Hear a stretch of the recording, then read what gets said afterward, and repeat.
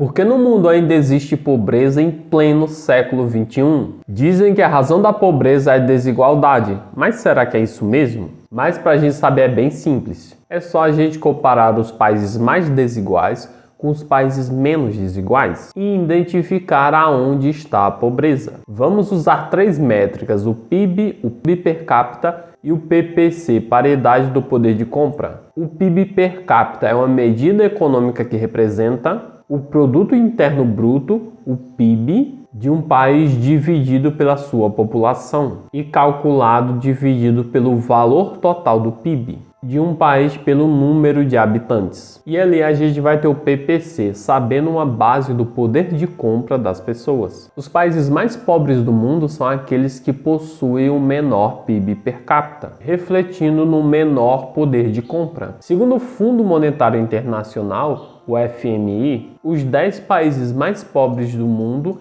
estão todos no continente africano. E aqui está a lista: Burundi, Sudão, Somália, Malawi, República Centro-Africana, República Democrática do Congo, Moçambique e muitos outros. E aqui agora está a lista dos 10 maiores PIBs per capita de todo o mundo. Temos ali vários países europeus e ali na 6ª posição temos os Estados Unidos. E agora aqui está os maiores PIBs de todo o mundo. O Produto Interno Bruto, e aqui a liderança, como sempre, os Estados Unidos, seguido por China, Japão, vários países europeus e o Brasil ali na 9ª posição. Mas agora, o que se percebe? Que os países com maiores PIBs per capita têm as maiores riquezas e o maior poder de compra. E por outro lado, os países que têm o menor PIB per capita é de fato aonde está a pobreza e o menor poder de compra. Descobrimos aonde está a pobreza e aonde está a riqueza. Mas qual a causa disso tudo? Será que o grande problema é a desigualdade de fato? E a grande questão é que países como os Estados Unidos, como os países europeus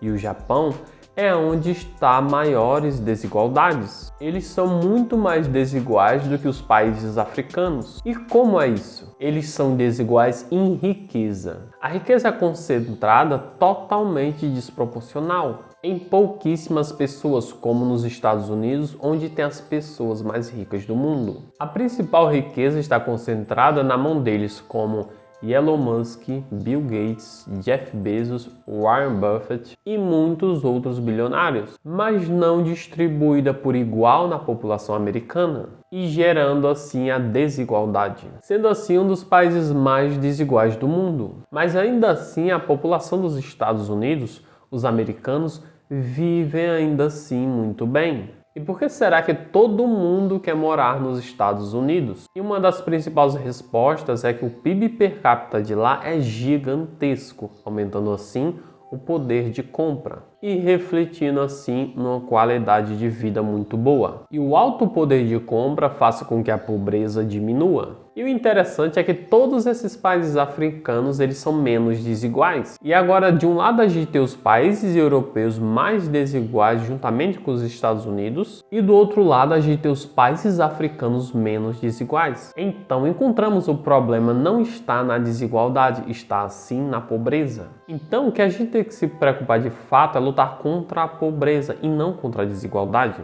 porque sempre vai haver pessoas que têm mais dinheiro do que outras. Agora aqui temos os Estados Unidos com mais desigualdade do que a Etiópia. Também os Estados Unidos são mais desiguais do que a Venezuela, do que o Afeganistão. Porém, nos Estados Unidos, mesmo com a desigualdade, a qualidade de vida é muito melhor do que na Venezuela e do que no Afeganistão. Singapura é mais desigual do que o Sudão.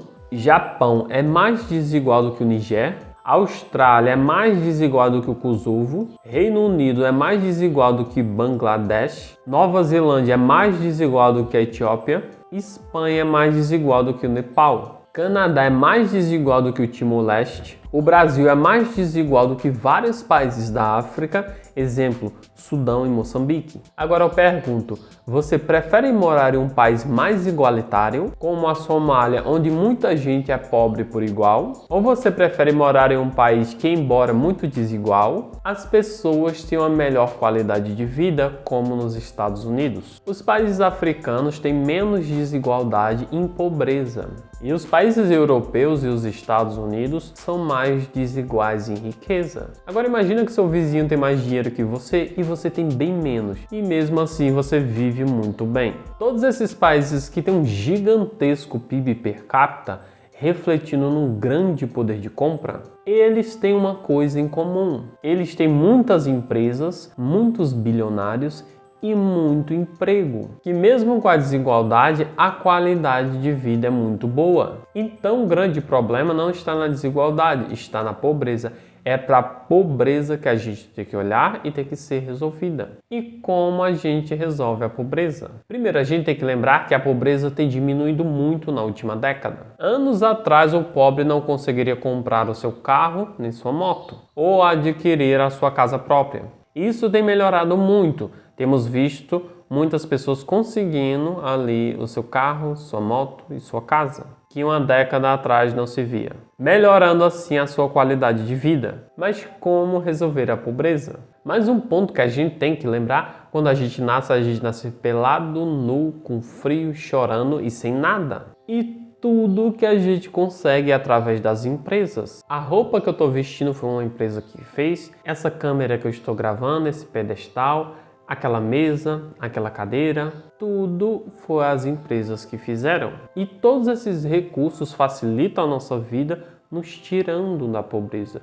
Tudo ao nosso redor é um produto ou serviço que alguma empresa que fez. E tem muitas pessoas que culpam o capitalismo como a causa da pobreza, mas o capitalismo ele herdou a pobreza. E quando ele começou a observar os problemas das pessoas, a dor das pessoas, ele criou produtos e serviços que vêm resolvendo a dor e os problemas das pessoas, dando assim mais qualidade na vida das pessoas, diminuindo assim a pobreza e a miséria. Os bilionários, eles não são os vilões, pelo contrário, onde eles pisam, eles levam as suas empresas, abrindo porta de emprego, resolvendo problemas e gerando riqueza. Todos os países mais ricos geralmente são os países que têm o maior número de bilionários. Os Estados Unidos, a maior economia do mundo, ali é a raiz do empreendedorismo e onde tem os maiores bilionários. Alguns vilões da pobreza: alguns governos que dificultam para o empreendedorismo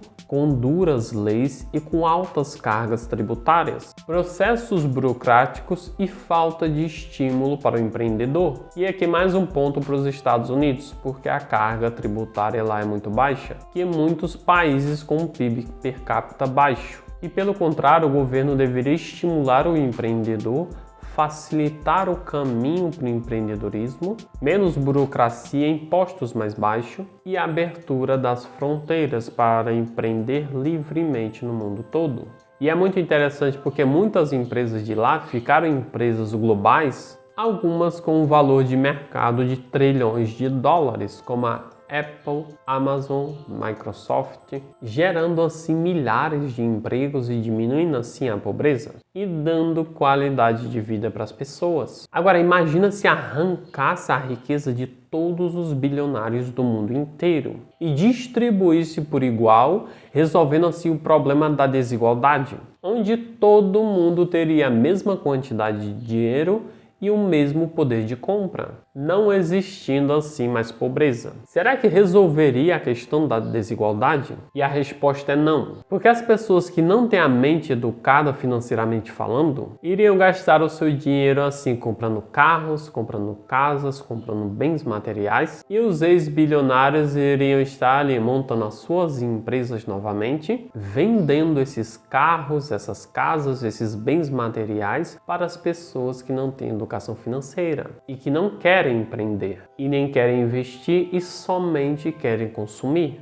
E por fim, o dinheiro voltaria para a mão dos bilionários novamente, porque eles iriam estar se distanciando dos passivos e iriam estar criando ativos geradores de renda. E esse ciclo ele se repetiria várias vezes dentro da cultura e do comportamento das pessoas. E sempre foi assim. E assim os ex-bilionários se tornariam bilionários novamente. E esse é um ciclo infinito que só se resolve com educação financeira, investimento e empreendedorismo em larga escala. E com a volta do dinheiro para a mão dos bilionários novamente, existiria sim a desigualdade novamente. E a questão do Estado, ele também acontece a mesma coisa nos países pobres, desestimulando o empreendedorismo, políticas intervencionistas, e tudo isso atrapalha bastante o empreendedor, altas cargas tributárias, dificultando assim as operações das empresas e a geração de emprego, diminuindo assim o seu crescimento e a geração de riqueza.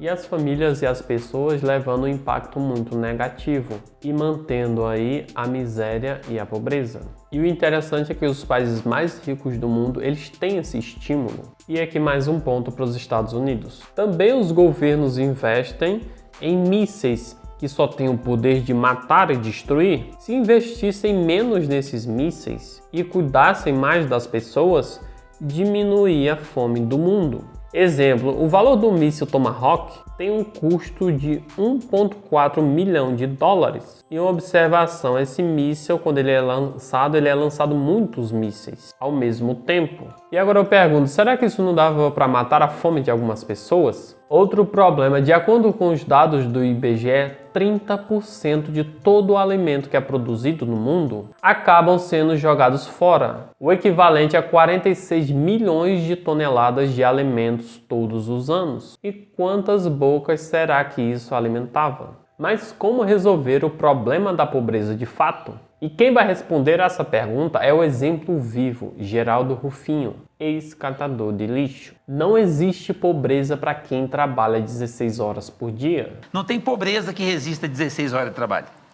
Geraldo Rufino, uma história de sucesso que começou como um catador de lixo e se tornou milionário, com muito trabalho e empreendedorismo. Mas dá para diminuir isso para 8 horas por dia. E é o emprego que vai te tirar da pobreza, mas não é ele que vai te enriquecer. O que vai te enriquecer é educação financeira, empreendedorismo e investimentos, que é o que vai te deixar rico de fato. E o não ter educação financeira, isso é um dos maiores problemas da pobreza. Porque quem tem educação financeira normalmente caminha pelo caminho do emprego, do empreendedorismo e dos investimentos. Porque quem não tem educação financeira pega R$1.000 e gasta. E quem tem educação financeira pega R$1.000 e transforma em 2.000. Depois do emprego e tendo educação financeira, agora sim você tem algo para investir. Se você investir R$100 por mês na Bolsa de Valores com a compra de ações com uma taxa de 15% em 35 anos, você conquistará uma fortuna de R$1.141.584,40. Fortuna olhando para o contexto da miséria e pobreza e também a medida do brasileiro. Esse valor é considerado rico e totalmente acima da média, fazendo parte de um grupo de 0,01% dos brasileiros. E se você investir em empresas pagadoras de dividendos com dividend yield de 10%, se aposentará com um valor de 9.513 todos os meses, quase 10.000 todos os meses. Aposentadoria essa que o governo nunca te oferecerá, eliminando a miséria e a pobreza, aumentando o poder de compra, tendo uma qualidade de vida melhor para você e sua família. E também tem a pobreza interior. Você nunca pode se achar pobre. Você é rico, próspero e vencedor. Quem tem uma mente rica, quem tem educação financeira, quem tem Deus, quem tem uma causa, nunca será pobre. E outro ponto é que a riqueza verdadeira, ela não é só financeira, que a nossa vida tem outras riquezas, como Deus, a família, nossos amigos, saúde, e todo esse pacote é o que nos torna prósperos e ricos de fato, que vai muito além da riqueza financeira. Conteúdo é esse, pessoal. Se você gostou, deixa o seu like, se inscreve no canal e até o próximo vídeo.